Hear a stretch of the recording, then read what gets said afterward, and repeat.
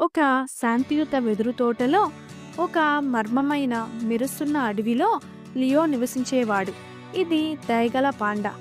తన దయగల హృదయానికి ప్రసిద్ధి చెందింది. కానీ భయంకరమైన స్వభావం కలవాడు.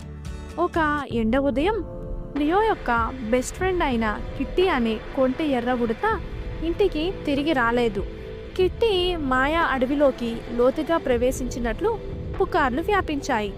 ఎప్పటికప్పుడు మారుతున్న మార్గాలు మరియు వింత జీవుల కారణంగా ఎవరూ ప్రవేశించడానికి ధైర్యం చేయలేదు. కానీ ఓ రోజు లియో భయపడినప్పటికీ తన స్నేహితుడిని కోల్పోయే ఆలోచనను భరించలేకపోయాడు. నేను కిట్టీని కనుగొనాలని లియో నిర్ణయించుకున్నాడు. అతని చిన్న లాంతర్ను గట్టిగా పట్టుకున్నాడు. అతను అడవిలోకి అడుగుపెట్టినప్పుడు ఒక మృదువైన మెరుపు అతని చుట్టూ ఉంది.